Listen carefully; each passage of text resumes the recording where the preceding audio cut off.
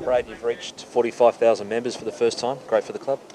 Yeah, it is. There's a lot to celebrate this week, obviously, but I had a really strong target of 45,000 members, and it's fantastic that our supporters are getting on board, and they're going to have a lot to celebrate this week with an incredible milestone. How has the week been so far? Obviously, Boomer's sort of been everywhere in the media thus far. Does it come to a point, whether it's today or tomorrow, that gets focus on Saturday night? I think that's the idea. I mean, clearly there's a lot of interest, and I think it's in everyone's interest to see and hear from Boomer throughout the week. But so we want to get that, give everyone an opportunity to speak to him and hear from him early in the week, so that later in the week we can just knuckle down and focus on our 12th win. And that's been the aim for a long time, and that's certainly the objective this Saturday night. Notwithstanding the fact that we're celebrating an incredible milestone, but Boomer himself, is firmly focused on that 12th win. You might not want to give too much away, but have you got anything special planned for this week or before the game? Yeah, obviously it's a huge week, so there are some things that we'll do that are a little bit different to the standard preparation, but mostly it's just probably playing to the fact that our players absolutely idolise Boomer in a lot of ways, and I've got a great record in his milestone games, and there's been quite a few over the journey. So, yeah, it'll mostly be about celebrating the type of player he's been for us, and 21 other guys wanting to make sure they do the job for him. He's had milestones before, but when he's got so much on his plate and in the book and in the carey stuff, is there any danger of it becoming any sort of distraction for him, do you think? Maybe for other people, but not Boomer. He's an incredible person in terms of being able to stay focused on what's important. Sorry about that, mate. What do you reckon his final number might be?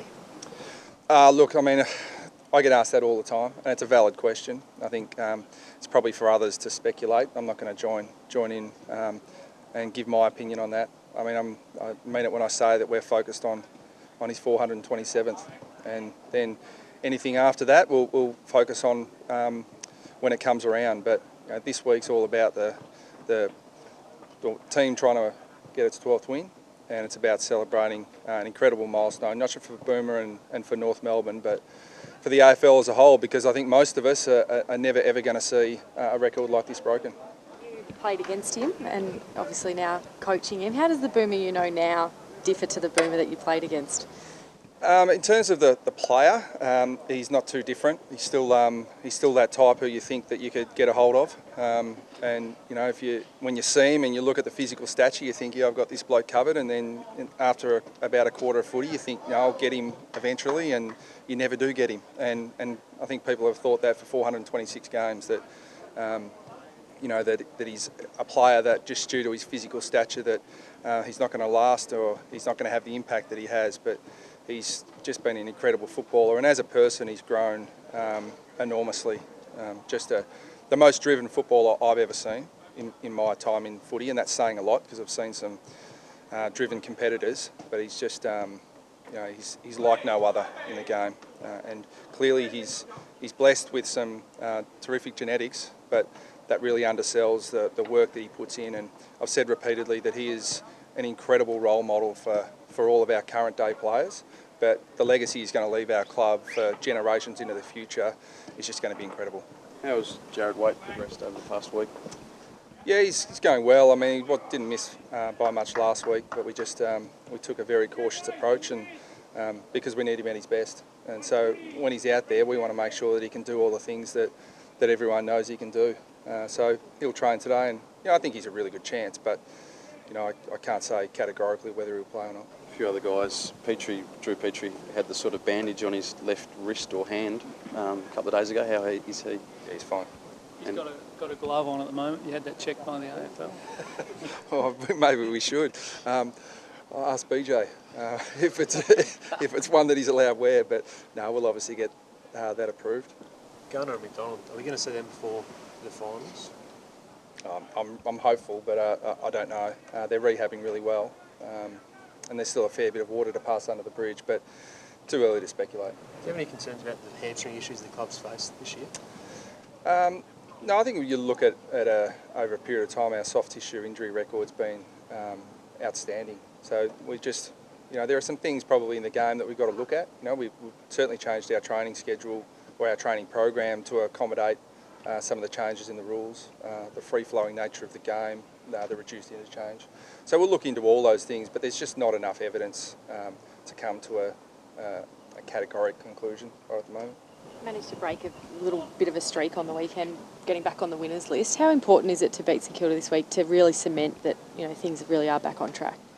At this time of year, every game's important. Every game in the run-up to the finals is important, not just to get the win, but in terms of how you're performing. I think that's something we've been really strong on here over the last few years. That it's not just about qualifying. You've got to be playing really good footy at the right time of year, and we think we've got that pretty right the last couple of years, and we're confident we're going to finish off the back half of the season really well. Do you worry though that people are talking about them as a mathematical chance to leapfrog you into the 8? No, perfectly honest. Who cares? I mean, we're looking forward. We're not looking over our shoulders at who's chasing us. We're looking forward about what we want to achieve over the next 5 weeks and then beyond. Is there a team in the league playing better than St Kilda at the moment, you reckon? I think there are a few clubs who would think they are, yeah. Just in terms of underestimating that challenge, though, it's going to be a fierce match. Oh, yeah, but I mean, I said last week on record, I think Collingwood were playing a top 4 standard of footy last week.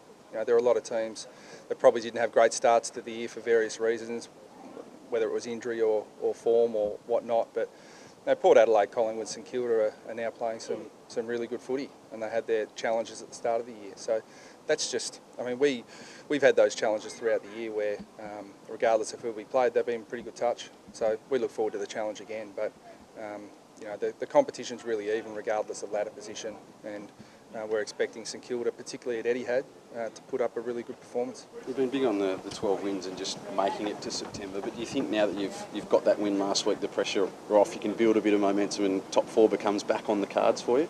Yeah, I haven't been big on just making it to September. I've been big on making sure our team's focused on the now and staying in the present. So when we were 9-0, invariably people started talking about the future. So we brought our focus right back to 12 wins because that's what we could achieve in a relatively short period of time.